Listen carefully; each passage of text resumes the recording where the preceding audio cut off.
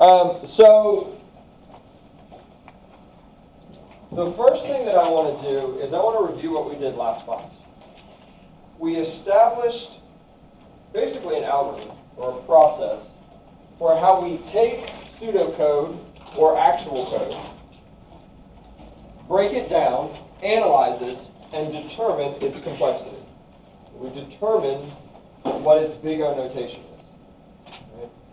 So we looked at a couple different examples, and you guys had one for homework. We'll go over that in just a second. But I want to walk through that process again and make sure that we understand it, because the process is what I want you to take away from this class. Okay? So, first thing, you're given pseudocode. Step one is what? Who can tell me what step one in the process is?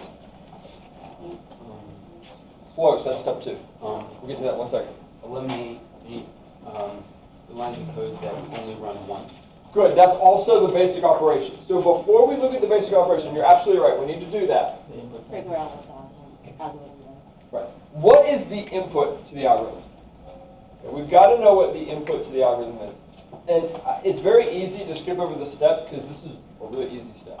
And it's kind of obvious and not terribly important, but it's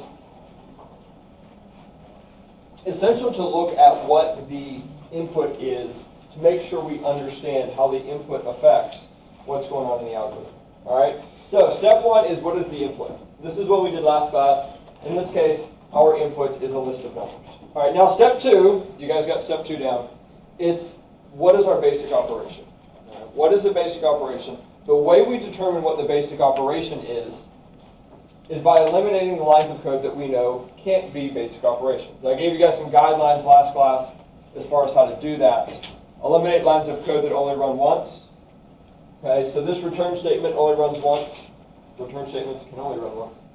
This assignment statement at the top only runs once because it occurs outside of the loop.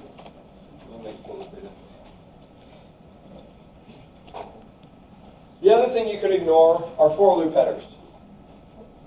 So we ignore for loop headers, and what we're left with are these two lines of code. We have a conditional check here, and we have an assignment statement right below it.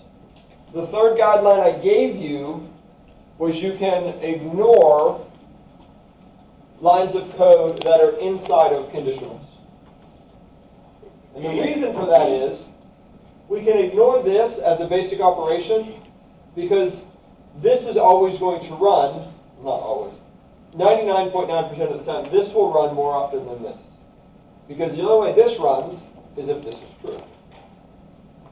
And if this were always true, there'd be no need to check. Okay? So that leaves us with our basic operation being this if statement, this conditional check. Yes, sir? If, say, there were a loop inside of a conditional, then you couldn't ignore what's inside it, right?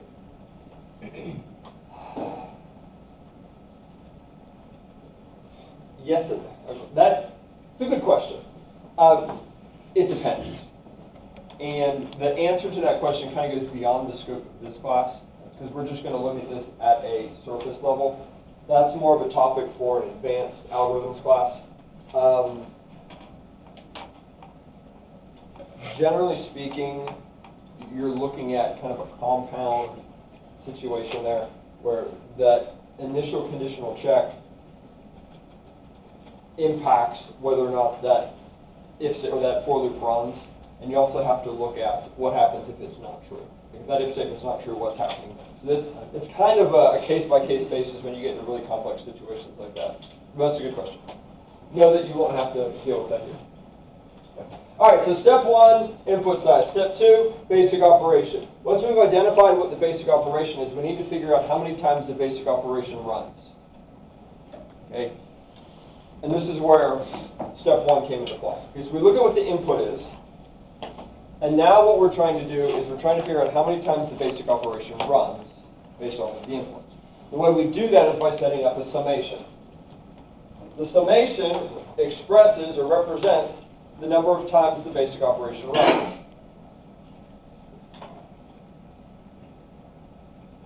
So, let me do it this way. copy this code.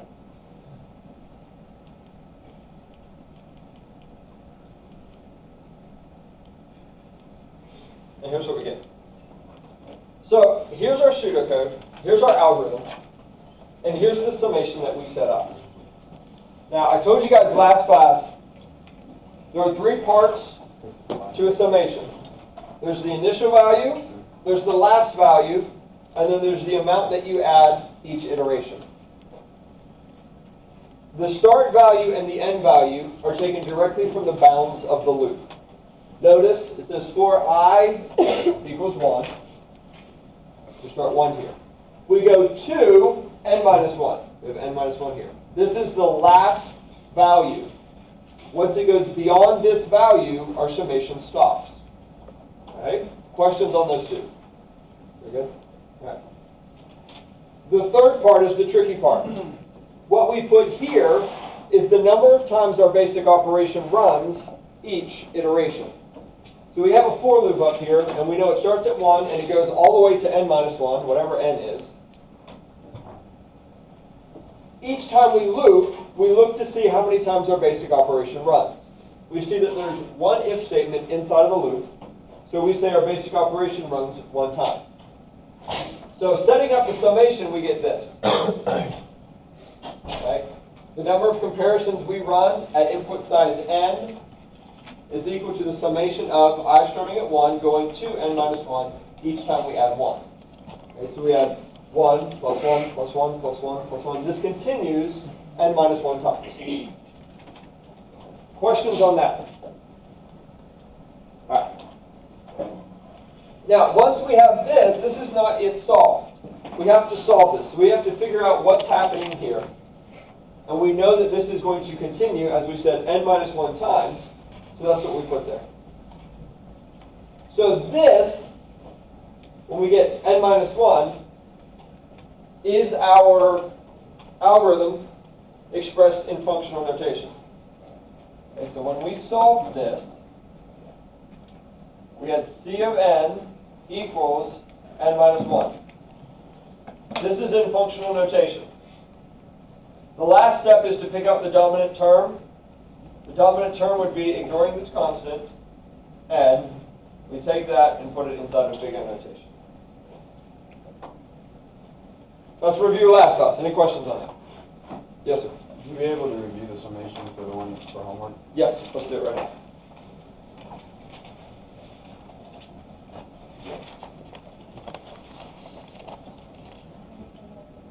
I think it's in right there. Let's do it right here. All right, so let's do this together.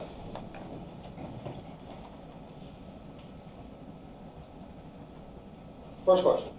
What's the algorithm compute? The basic squares. The sum of the squares. Sum of the squares. Very good. Sum of the squares. Basic operation. Don't yell it out. Just wait. Let's do it together. 4 lines of code up there. Look at the first one. S equals 0. Now that only runs once because it's outside the bounds of the loop, so we ignore it. Second one, for loop. Ignore it. Third one, assignment statement. Good choice. Last one, return statement. Only runs once. Ignore it. So we're only left with 1 line of code. So the answer to part B, what is its basic operation, should be the assignment statement. If you wrote S equals S plus I times I, that's fine too. Any questions on why that's the basic operation? Yes? No, I don't have a question, but I kind of wrote it in a different way. Okay? I just wrote it like, in parentheses, I times I plus S. That's fine. That's what's happening, so it's fine. So you can't just put multiplication or addition? You could, that's fine. Can you just put multiplication and you get credit? Yes, that's fine.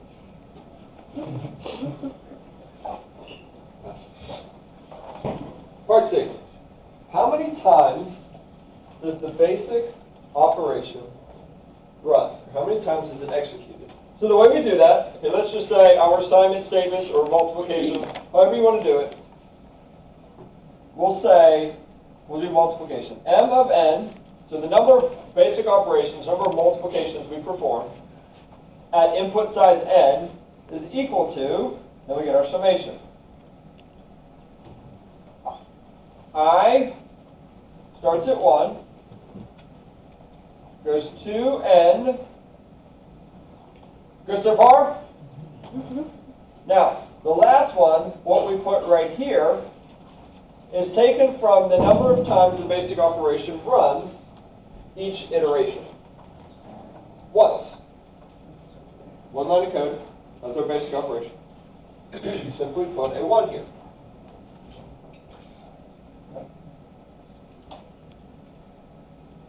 This is going to equal 1 plus 1 plus 1 plus 1 n times. Right? Any questions on that? Yes? Did you want us to specifically solve the summation for it to be counted, or did you just want to say n times? You could write n. If you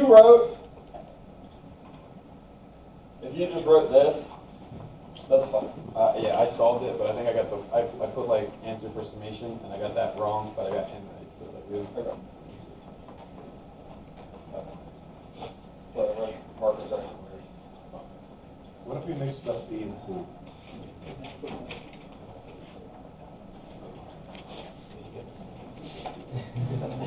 Here's the thing. Yeah. You need to know what these terms are. Okay? We'll be a little forgiving in the beginning. But when we're talking about how many times the basic operation is executed, that should mean to you summation. Okay, we have to do a summation for that part. Basic operation is always an operation or a line of code or something like that. Okay? This is what we should get for this. Any questions?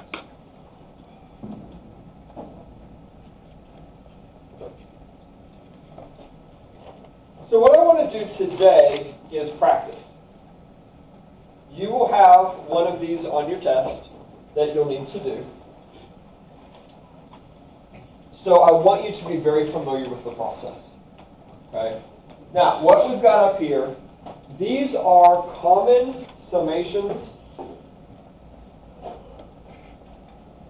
and their corresponding formulas. Now, when you look at this, hear me very carefully, please. I am not telling you you need to memorize these. I am not telling you that you're going to see one of these on your test. I'm putting these up here to show you that most of these are readily available online. These are already solved for you. But more importantly, what I want you to understand is that most of the algorithms that we run across are going to fall into one of these categories.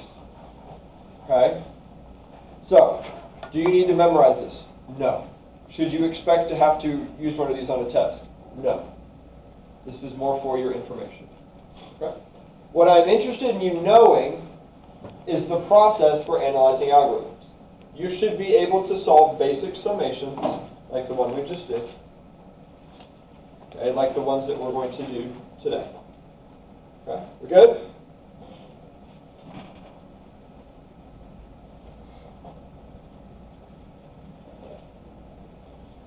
So, take 5-ish minutes, 7 minutes, and do this one. Here is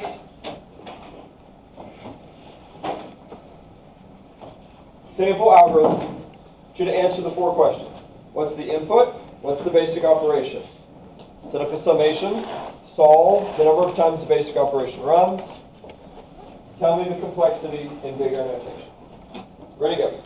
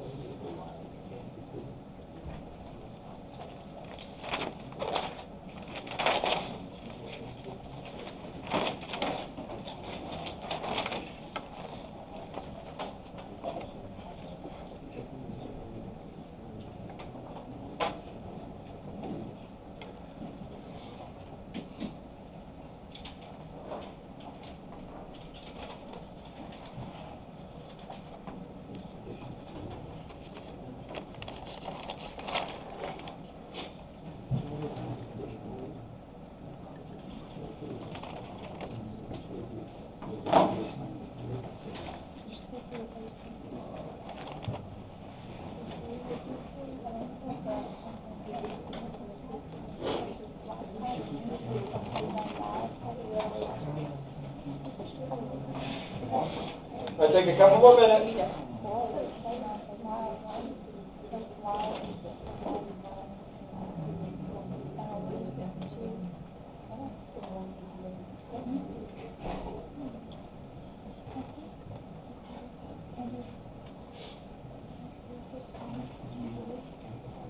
Might have given you a trick one to start with. See who was paying attention closely last class. Your question? I had a quick question. Yeah. Did I misunderstand your homework? Yes, sure. As long as you answer the question. Because like I solved out the I squared minus O and Q for as the. So that'll be like. Oh, so you did it based off of what the algorithm was actually computing. Yeah. I think I misunderstood what that Yeah, I was. see what you're saying. Yeah, so you did the. So it'll. I did the same thing. So Let me talk with the TA. Yeah. You analyzed what the algorithm was doing instead of how many times, instead of the algorithm's complexity. I see what you mean. Okay. Yeah, I'll check. Yeah. I know what you're talking about. All right, take one more minute and finish up. So what is the pattern?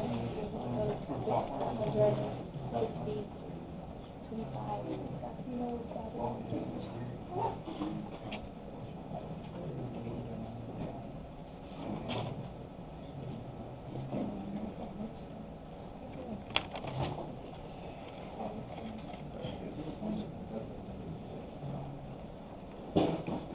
Because if you see the pattern, wouldn't that be like approximation?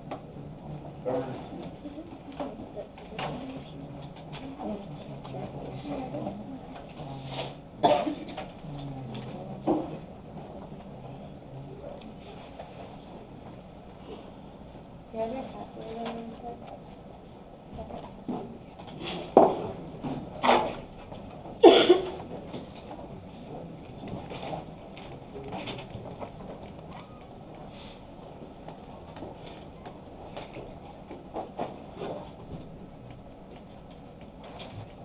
All right, so let's go ahead and do this one. We'll walk through this. See what you guys get. This one's a little bit different. I think you guys want to figure that out. But I wanted to come across some different ones to get you guys exposed to some different questions, or some different algorithms, I should say. So, gave it away, so scroll down. But what is the basic operation here? You guys remember last class when I told you those 3 guidelines? I said you could ignore lines you can only run once, for loop headers, return statements, stuff inside of if statements. You guys remember that? Missing from that list was anything to do with while loops. We talked about this a little bit, about the difference between for loops and while loops and how the compilers handle them. And so for that reason, a while loop functions very much like an if statement. And so these 2 lines of code on the inside fall into that category of ignore lines of code inside of conditionals. Okay, so our basic operation here is this while loop. Okay, and again, this is why we're going over this. If you put one of those 2 lines of code on the inside, that's fine. It's going to get basically the same answer. But the reason that we put this outer one is the while loop condition will always run once more than the body of the loop, because it has to run the final time for when it's false.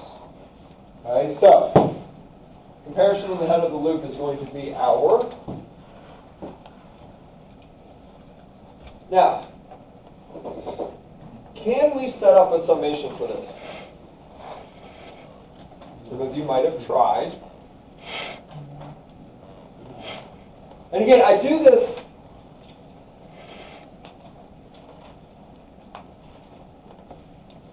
for a reason. Okay, and I want you to kind of understand why and again, this is the second time I've done it. I don't know if you've kind of picked up on it. I intentionally give you a problem that I haven't taught you how to solve. Okay, or I intentionally give you something that is very different from what we've gone over. Okay? It's not to be mean, but But what happens is when you're learning this stuff is it's very easy to say, here's a sample problem, this is how you solve it. I give you a sample problem that's exactly the same, you solve it, end of story. So all you're doing is you're just plugging stuff in. And what's missing there is really interacting with it. And so what I want to do, and I did this last class when I gave you the nested for loop, I want you to have a chance to struggle with it. Because when you struggle with it, it lets you try to figure out how to solve it on your own, and you get invested in understanding it. And then when I give you the solution, it makes more sense. Rather than me just telling you, here's how you solve single for loops, here's how you solve nested for loops, here's how you solve while loops. Okay? So don't think I'm doing this on purpose. Well, I am doing it on purpose. Don't think I'm trying to do it to be mean, but that's why. Okay? So let's look at how we get log. And at the end of this class, and I might even do it right now, I want to give you some general things to look for as far as you look at the code, you see X, Y, or Z, and that immediately indicates what type of complexity it is. Right? So let's look at this.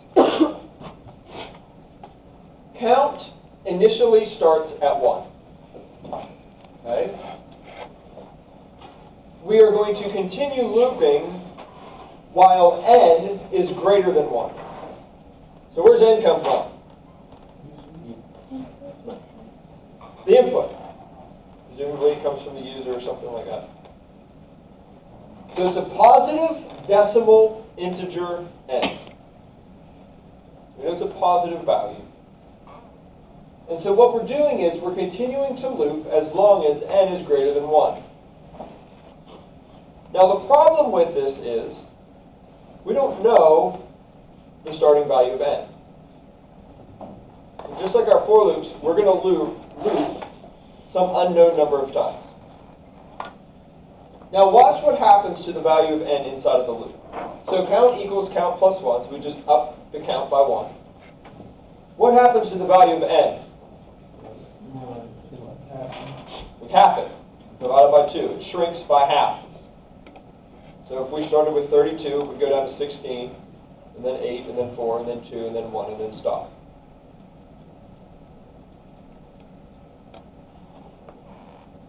When you look at the math operation that's occurring here, it is hopefully recognized as a log function. Log is the opposite of what? Exponential. Now, in computer science, when we talk about exponentials, it's usually to the power of what? 2. Why 2? Binary. Right. Everything in computers is based off of binary. Why? That's what machines do. It all starts binary. Okay. Plus 1 and 1. Why not 4? 0, 1. Just on and off. Just millions of tiny little switches. It's on or off. We don't do 4 because it's a lot easier to create a switch of 2 than it is to do a 4. So I guess that would really be 5 if you had a middle. That would be really confusing. So, generally speaking, when we talk about log in computer science, we're talking about base 2. And that's what's happening here. Part 3 is, when we're looking at how many times the basic operation executes, we skip the input. When we look at how many times the basic operation executes, we want to look at the bounds of the loop. When do we stop? And how shrinking or affecting the input size changes the number of times we run our basic operation. Changes the bounds of the loop. So watch. Give me a number. 3. Big. 10. 100. 2,000. All right, we'll do 100. Okay. So, we'll do a little chart. Here's input. Here's number, basic operation. You know what? I'll make it bigger.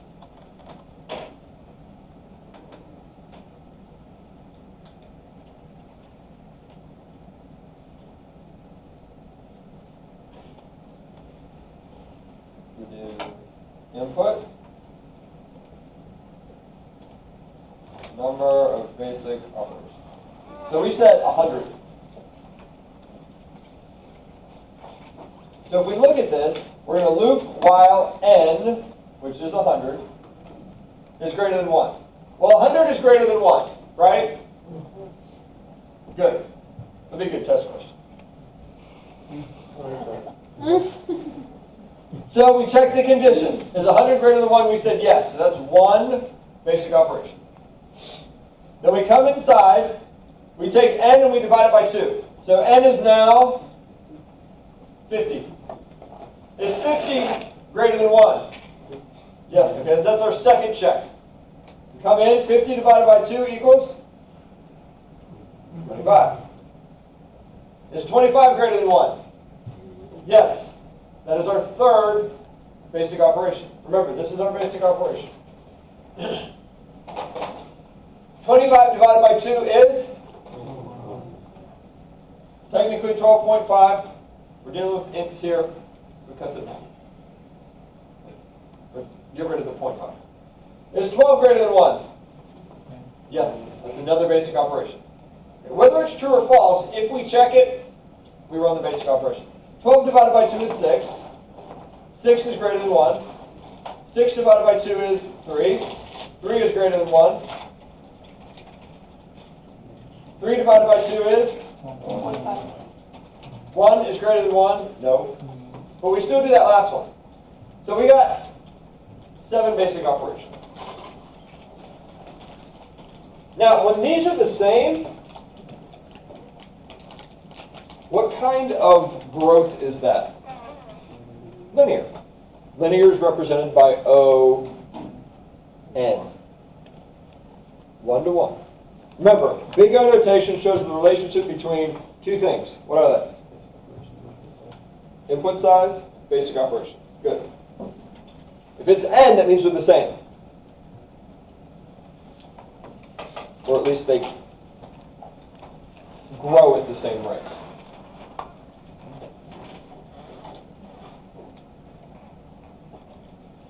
Let's do this. What if I had 200? You know what if we had 500? No, we'll do 200. That's a better illustration. 200 divided by 2 is 100. So what's the answer going to be? 8. Is this linear growth? We doubled this, and we went up by 1. Is this ON? No. Good. No, it's not. We went really high up in the input, but we only went up 1 basic operation.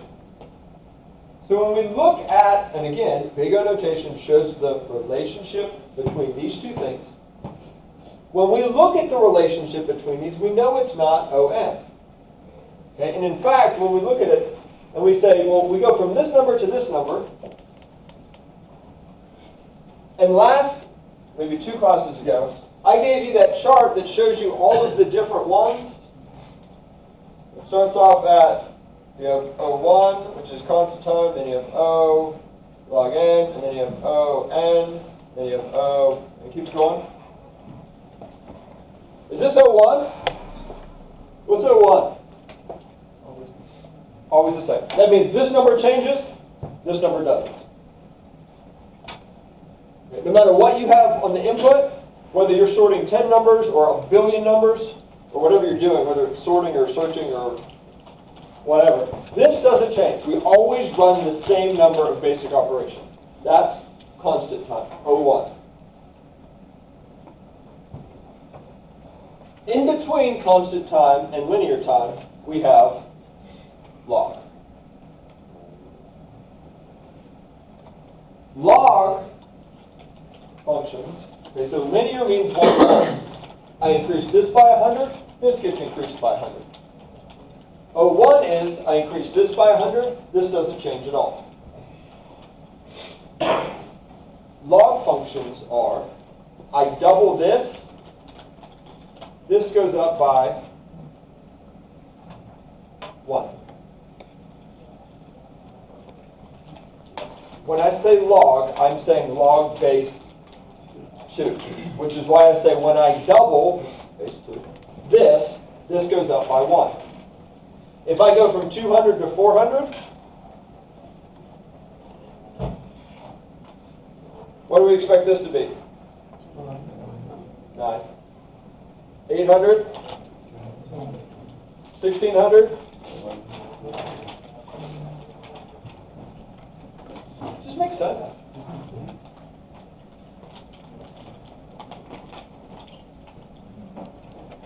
Let me pause here and go over some guidelines. In fact, I'm going to pull up an old topic outline.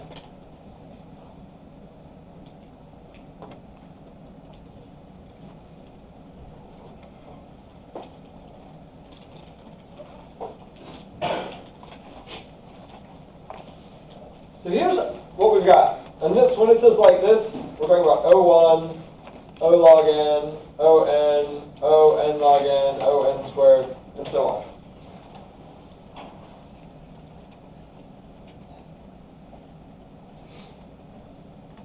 Tempted to turn off the camera here for a second. I'm going to tell you something. What we are doing in class here, this whole analyzing algorithms, is not terribly important for you to be a good programmer. Okay? It's important that you understand the relationship between increasing your input and how that has an effect on your code. If you're oblivious to how increasing the input is going to affect your code, you are probably going to make a lot of mistakes. Okay? Or you could really have a hard time understanding why your stuff is breaking. Okay? That is important. But as far as being able to take an algorithm and walk through all of the precise math steps to come up with a complexity, that doesn't really matter. It doesn't really matter because most of it's solved already for us. Now, if you want to go into studying algorithms and creating your own and coming with, that really interests you, by all means do that. And then in that case, this is important. If you want to be a developer, the whole process of what we're going through is a lot of the math that you learn. It is important because it creates in you a lot of logical thinking. It helps your mind be able to handle more thoughts at the same time. You can think broader and see all the way around the picture. But this isn't stuff that you're going to use on an everyday basis. Okay? So I'm not saying it's not important, but you're not going to use this frequently. And so what I want to do is give you some tools that you will use frequently that don't require you going through the whole analysis process that we've learned. Is what I'm saying making sense? Yes? Okay. And I'm speaking from experience here. This is not something, the whole process that we've gone through the past 2 days, it's not something I do on a regular basis. Okay? So, here are some things, specifically when we're looking at this stuff. I'm going to make this number up, but it's going to be an educated guess. I'm going to say roughly 95% of the algorithms in the world are going to fall into that range. Okay, the bracketed range. Most of them are going to be in this range. Certainly we have others that are outside of here. Generally things that are down here are not really usable because they grow so fast that if your input gets beyond a certain amount, like 7, it's too slow to run. Okay, that's why there's that line there.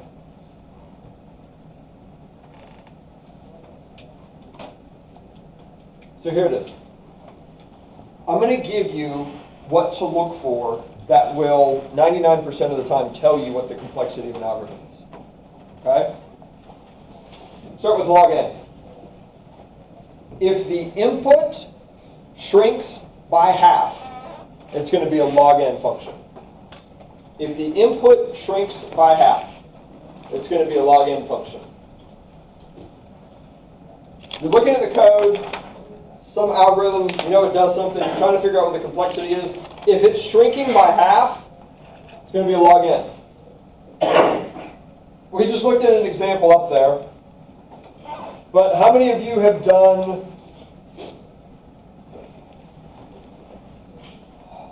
binary search? You guys know what binary search is? Raise your hand if you don't know what binary search is. All right, most of you guys. All right, so here's how binary search works. Let's say you guys are organized based off of how old you are, and you're seated in that order. So the youngest is up here, you're the next youngest, you're the next youngest, you're the next youngest, you're the next youngest, and so on. The oldest person's in the back right.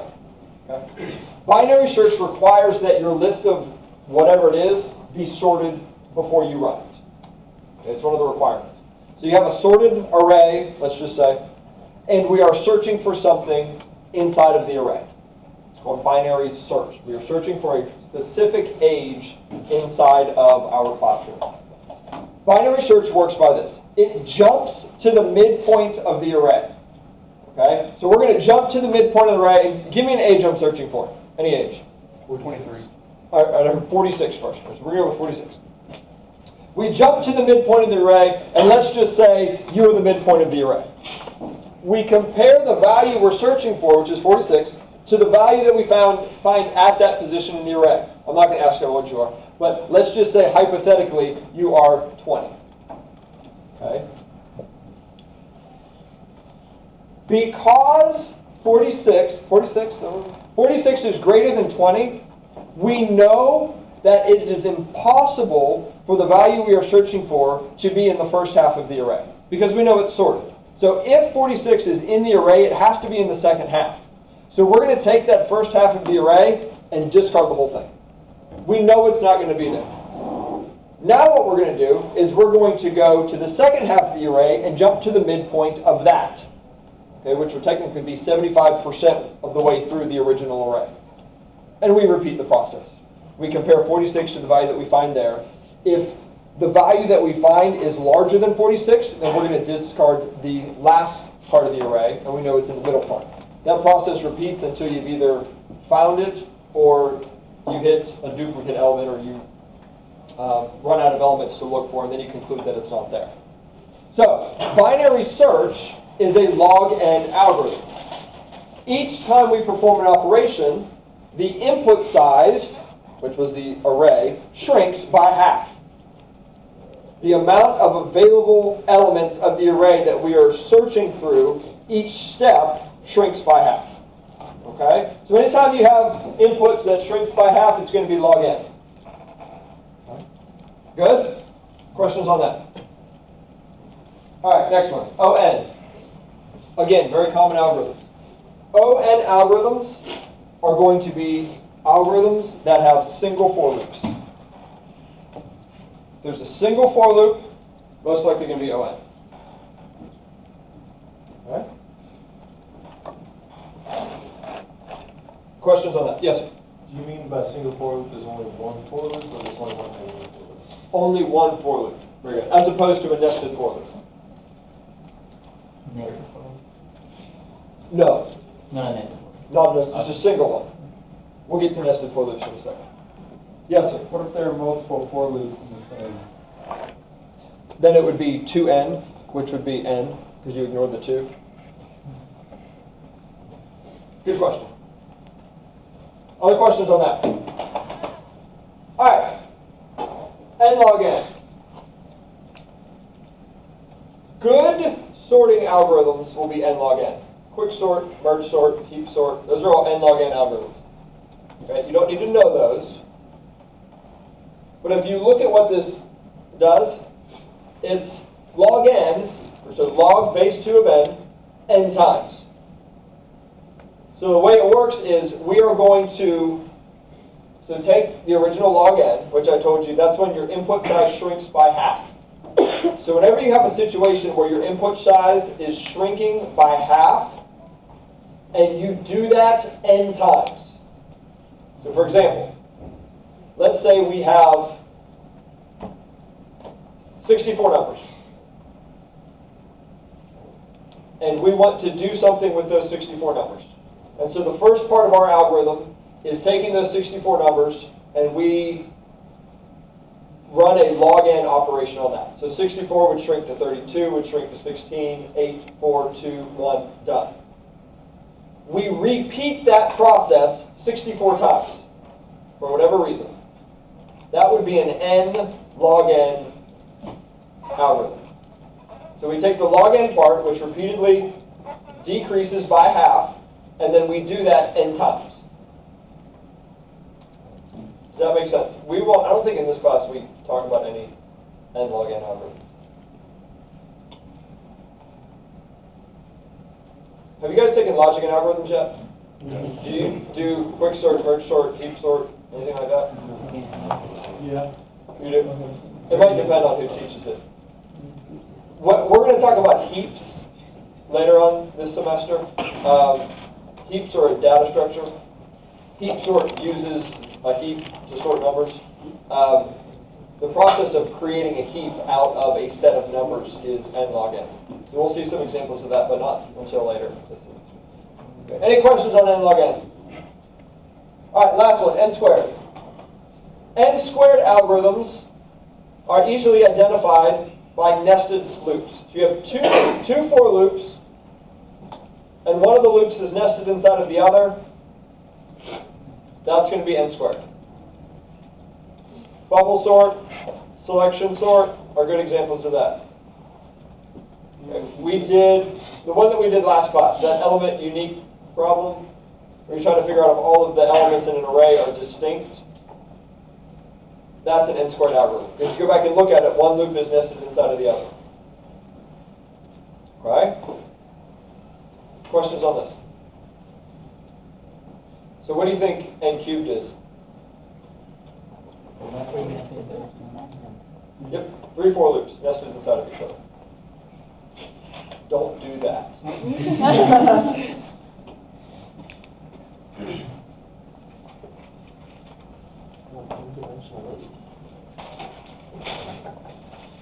If you're using 3-dimensional arrays, you need to take this class. There are better ways to store your data than 3-dimensional arrays. Even 2D arrays you should avoid. Not that they're not useful, and I've used them in games frequently, but there are more elegant, memory-friendly ways to store your data that aren't 2D arrays. Questions on this stuff?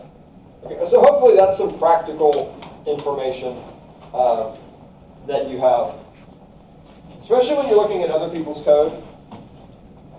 Not that you should look at it and be like, oh, that's terrible, you should have done something else. But it gives you an idea of what's going on.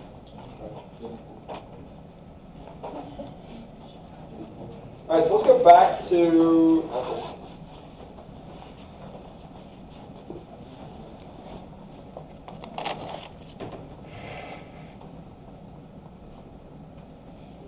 All right, last one. You do this one on your own. You should be able to do this one. There's no trick here. There's no me setting you up to fail.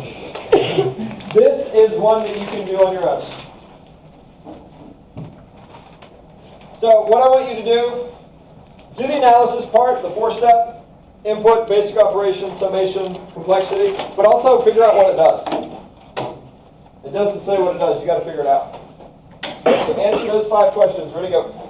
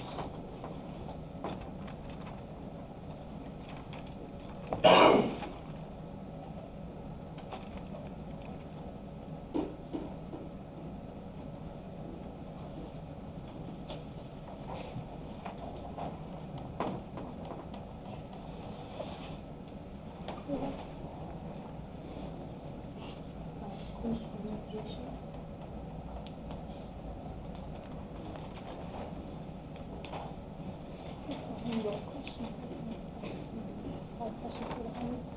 Unless we-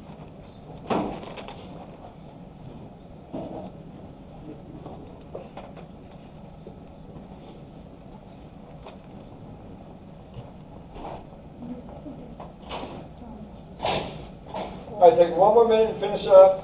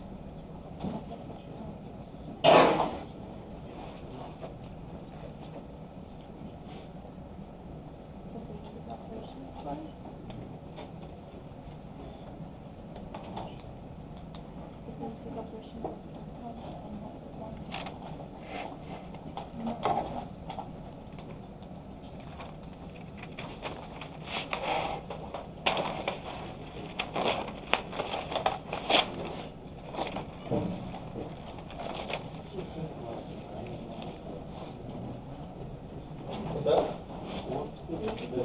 What's it do? On your homework, it wasn't separated into 5 questions. It combined 2 of them into 1.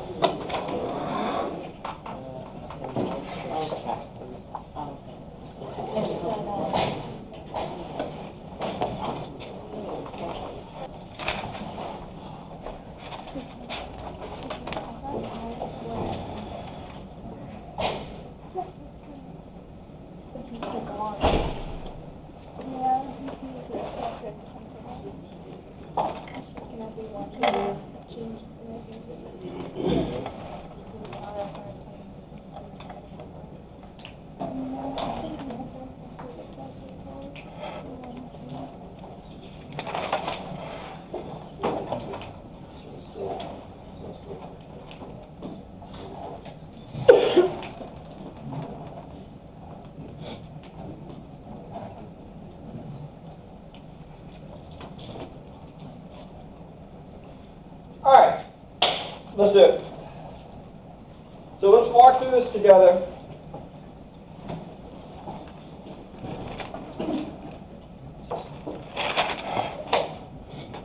So step 1, input. Should be an array of numbers, list of numbers. Okay, step 2, basic operation. So ignore this, the other one once, ignore this, ignore this. Ignore these 2 because they're inside a conditional. So that leaves us with this guy and this guy. Which of the 2 would be more basic? The if. This only runs if this is false. Okay? So our basic operation is the if statement. Questions on that? Good. Step 3, set up a summation to determine the number of times that it runs. So we'll say our comparison at input size n is equal to the summation of I equals 1, 2, n minus 1. We've been here before. Each iteration, it runs 1 time. This is going to come out to be n minus 1. Questions on that? I went fast because we've done this before. Okay? Sorry, we just write that as n?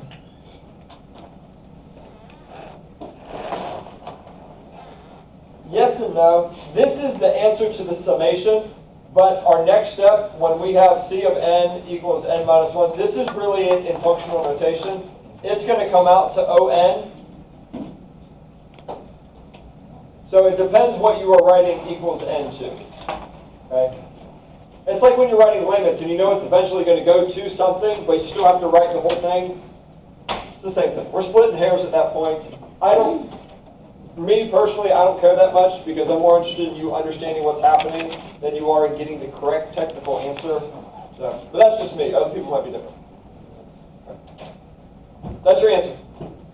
Any questions on that? So something like this is what you can expect to see on your test.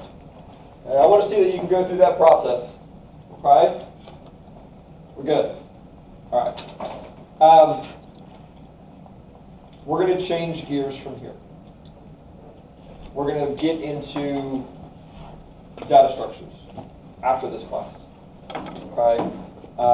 So we did a few classes of theory stuff. This is necessary in order to build the groundwork for a lot of the questions that we're going to ask.